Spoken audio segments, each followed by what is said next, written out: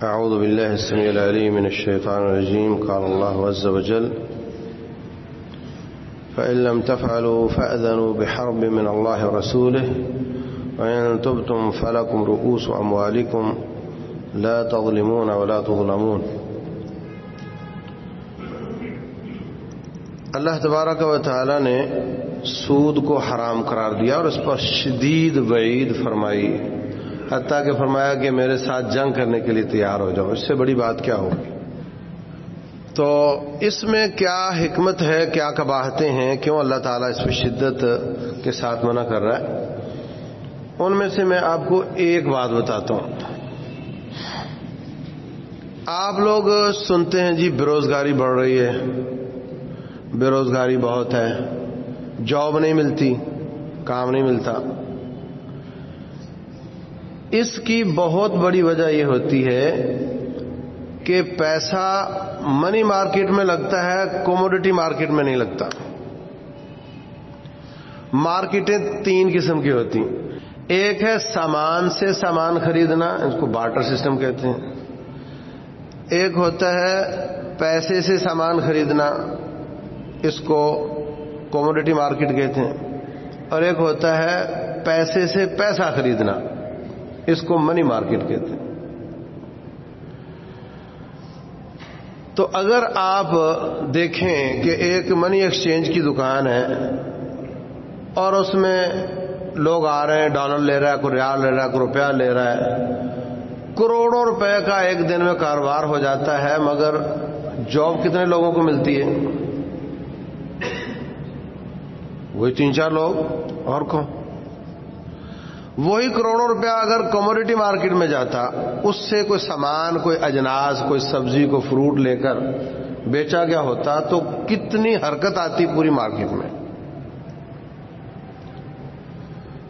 آپ نے سامان لیا، چینی لی، فروٹ لیا، نہا بیع طعام حتی یقبض، قبضہ لیے بغیر بیچنے سے منع کیا.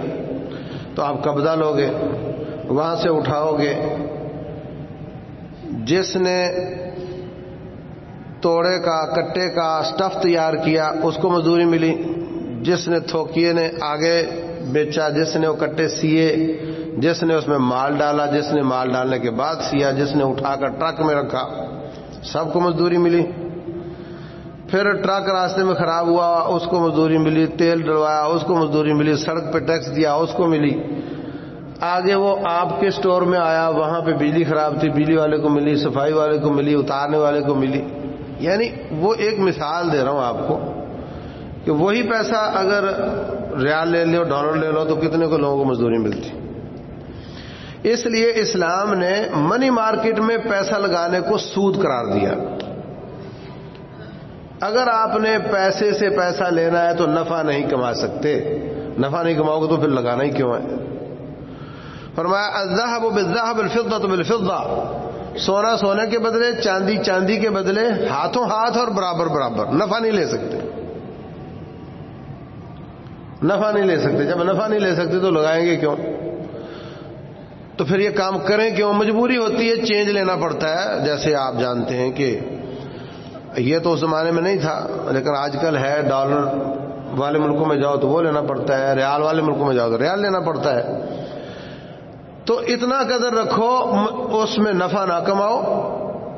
نفع کس میں کمانا ہے؟ یہ دو اگلے جو ہیں، یا تو سامان سے پیسہ، پیسے سے سامان، یا سامان سے سامان، اس میں پیسہ کماؤ. تو اس وقت جتنی منی مارکیٹ ہے، تمام بینک، تمام منی ایکسچینج والے یہ بھی منی مارکیٹ میں پیسہ لگا رہے ہیں. اور اسٹاک ایکسچینج میں بھی بظاہر آپ کو کوموڈٹی مارکیٹ نظر آتی ہے، حقیقت میں وہ بھی منی مارکیٹ بن چکی ہے. کیسے؟ آپ نے اسکرین پر دیکھ کر کھاڑ خرید لی، وہیں سے بیچ دی، وہیں سے تیل لے لیا، وہیں سے وہ کر دیا. نہ کسی نے لی، نہ کسی نے اٹھائی، نہ کسی نے پیک کی، نہ کسی کو مزدوری ملی.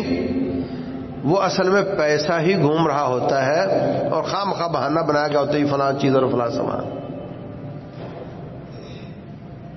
اور اسٹاک ایکسچینج میں ان کی جو رجسٹریشن کی SECP میں رجسٹریشن کی شرطیں ہیں وہ بھی کئی قابل اعتراض ہیں، اور پھر اس میں سٹا بہت چلتا ہے.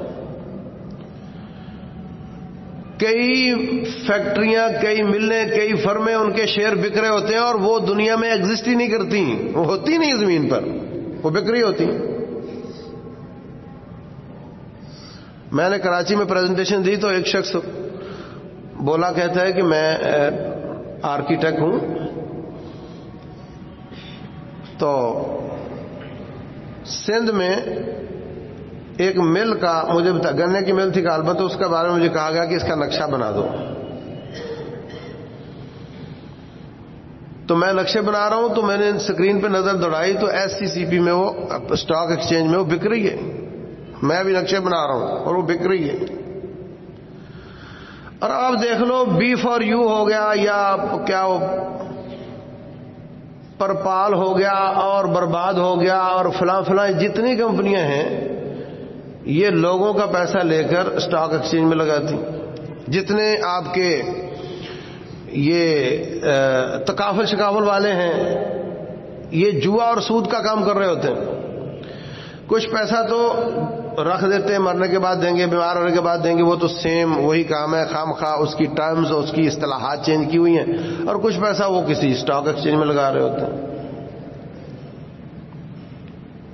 اور وہاں پہ سٹا بھی چل رہا ہوتا ہے اور صحیح کاروبار بھی ہو رہا ہوتا ہے. پھر جو شیئرز کی ویلیو بتائی جاتی ہے وہ بھی بوگس طریقے سے بڑھائی گئی ہوتی ہے. کسی بھی ممبر کو کہہ دیا جاتا ہے میری فیکٹری کو چڑھا درا، وہ اس کے حصے خریدنا شروع کر دیتا ہے. اب 10 روپے میں لیا تھا، جب سب دیکھتے ہیں کہ یہ بک رہی ہے بہت، تو وہ بھی لینا شروع کر دیتے ہیں. وہ چڑھ جاتا، 20 کا ہو گیا، 30 کا ہو گیا، 40 کا، 100 کا ہو گیا. اب لوگ سب دیکھ رہے ہیں کہ کوئی بکنے آئے تو میں اس کمپنی کا حصہ لوں گا. 100 روپے میں بیچ کر جو 10 میں خریدا تھا سارے 100 میں بیچ دیے. اور بعد میں چونکہ کمپنی تو حرکت کمپنی میں نہیں آئی، اسکرین پر ہی آئی ہے، تو وہ بس بکنا ہی نہیں. اب وہ غریب آدمی نے لے لیا، پڑے ہوئے کہتے ہیں جی اب تو گھاٹے میں بھی نہیں بک رہے، ان کے پیسے پھنسا دینا. پاکستان کے وزیر اعظم نے کیا کیا تھا؟ شوکت عزیز نے جعلی طریقے سے پراپرٹی خریدنا شروع کی، ضرورت نہیں تھی. دیکھا کہ ہر طرف ہلچل مچ گئی ہے، اس نے پورے ملک کو اسٹاک ایکسچینج بنا دیا. ہر طرف. میں نے ایک شخص سے پوچھا تیرے پلاٹ کی قیمت کیا ہے؟ کہتے صبح کی بتاؤں، شام کی بتاؤں. اس طریقے سے. اور بعد میں جب دیکھا ہر پراپرٹی مہنگی ہو گئی ہے، آپ نے جو خریدے تھے بیچ کر بریف کیس پکڑا چلا گیا. اور لوگ آپ سب جانتے ہیں کہ جتنے کا لیا تھا اتنے کا بھی بعد میں نہیں بک رہا تھا، کیونکہ وہ جعلی طریقے سے ریٹ بڑھایا گیا تھا. اور یہی دھندا ہوتا ہے اسٹاک ایکسچینج میں. اور یہ ساری کمپنیاں اسٹاک ایکسچینج کے حصے خرید کر آپ کو کہتی ہیں ہم بالکل پیور کاروبار کر رہے ہیں. اور جو منی مارکیٹ میں پیسہ لگاتے ہیں وہ تو سیدھا سیدھا سود ہے. رسول اللہ صلی اللہ علیہ وسلم فرماتے ہیں پیسہ بدلے پیسے کے ہاتھوں ہاتھ برابر برابر، نفع نہیں کما سکتے. اور پھر جناب کرپٹو کرنسی خرید لو. جناب کرنسی، سونا چاندی یہ خود کرنسی ہے، اس کو بتانے کی ضرورت نہیں، کسی کی ضمانت کی ضرورت نہیں. سونا سونا ہے، اس کے اوپر ٹھپا کسی ملک کا لگا ہے تب بھی سونا ہے، نہیں لگا ہو تب بھی سونا ہے. آپ کے پاس سونے کا سکہ ہے، آپ کا حکمران کہے میں نے اس کو کینسل کر دیا، ہوگا؟ وہ کہے میں نے اس کو سستا کر دیا، ہوگا؟ اوپر ایک تھوڑی مارو اور اس کو جا کر بیچ دو، وہ تو سونا ہے. اس کی جگہ پر پرومیزری نوٹ آ گئے، پرچی پر لکھا ہے کہ حامل ہادہ کو مطالبہ پر ادا کرے گا. مطلب یہ تیری کرنسی نہیں، کرنسی کہیں اور ہے، یہ اس کی رسید آپ کو دی ہم نے. تو اب اس کا نقصان کیا ہوا کہ آپ گھر بیٹھے ہوئے ہیں، آپ کی جیب میں 100 روپیہ تھا، ڈالر 95 روپے کا تھا، 3 مہینوں میں ڈالر 165 کا ہو گیا، تو آپ کا جو 100 روپیہ تھا وہ 60 کا رہ گیا. اوپر لکھا 100 ہی ہے مگر وہ 60 ہے. سب کی جیب سے چوری ہو گیا اور کسی کو پتہ نہیں چلا. تو جو چیز 100 کی آتی تھی اب وہ 160 کی آئے گی. آپ کہو کہ مہنگائی ہوئی ہے، مہنگائی نہیں ہوئی، روپیہ ڈیویلیو ہوا ہے. انڈیا نے 500,000 روپے کے نوٹ کو کینسل کر دیا کہ بس اب آج کے بعد یہ نہیں چلے گا. لوگ دیکھتے رہ گئے. اگر وہ سونے چاندی کا سکہ ہوتا تو وہ کوئی کینسل کر سکتا تھا؟ نہیں کر سکتا تھا. لیکن کچھ نہ کچھ تو تھا نا کہ چلو کاغذ ہمارے ہاتھ میں ہے. اس پہ یہ قباحتیں ہیں جو میں بتا رہا ہوں، مگر کاغذ تو ہاتھ میں ہے نا. اگلی لہر چلی کہ اب جناب کاغذ نہیں چلے گا، اب پلاسٹک کا کارڈ چلے گا. اس میں 10 کروڑ بھی ہے، اس میں 10 روپے بھی ہیں، وزن اس کا وہی ہے. یہ پلاسٹک کرنسی آ گئی. تو کاغذ چھاپنے پر تو IMF کے مسئلے اور اتنا نہیں چھاپ سکتے، اتنا چھاپ سکتے ہو، یہ شرطیں وہ شرطیں. پلاسٹک کا کیا ہے؟ اب پوری دنیا چاہتی ہے کہ پلاسٹک پر آ جاؤ، کاغذ کو دفع کرو. یہ سب خرید و فروخت کارڈ کے ساتھ کرو گے، تمہیں یہ رعایتیں دیں گے، تمہیں یہ رعایتیں دیں گے، تمہیں یہ رعایتیں دیں گے. اس سے اگلی شکل آ گئی ڈیجٹس کی. اپنے اکاؤنٹ سے اتنے ڈیجٹ ادھر ڈال دیے اس کو چلے گئے، اتنے ڈیجٹ ادھر ڈال دیے اس کو چلے گئے. آپ موبائل سے پیسے ادھر بھیج دو، ادھر بھیج دو. کاغذ کی ضرورت نہیں، کاغذ چھوڑو. اب اس سے بھی بدترین شکل یہاں بھی چلو کم از کم یہ تھا کہ کوئی نہ کوئی حساب کتاب، کوئی نہ کوئی سیکورٹی اس کی تھی. اب آ گئے جناب کرپٹو کرنسی. کمپیوٹر میں ہی خیالی طور پر ایک چیز بنائی جائے گی اور اس کی قیمت ہوگی بے شمار ڈالروں میں. کس میں؟ ڈالروں میں ہوگی. تو ڈالر چھاپنے پر کوئی پوچھتا ہے کہ دیکھو جی تم تو دنیا کے سب سے بڑے مقروض ہو تو تم کیسے چھاپ رہے ہو؟ اب ہم کرپٹو کرنسی بنائیں گے، کوئی پوچھے گا بھی نہیں. بن رہی ہے، دھڑا دھڑ دنیا میں چل رہی ہے، کیونکہ وہ ڈالروں میں بکتی ہے. ڈالر چڑھتا ہے تو ان کو مزہ ہے. کمپیوٹر خراب ہو گیا، اس میں وائرس آ گیا، اس میں کسی نے ہیک کر لیا تو آپ کا گیا سب کچھ. آپ کے ہاتھ میں کچھ بھی نہیں ہے. کاغذ کی کرنسی تو تھی نا، چلو کچھ تو تھا.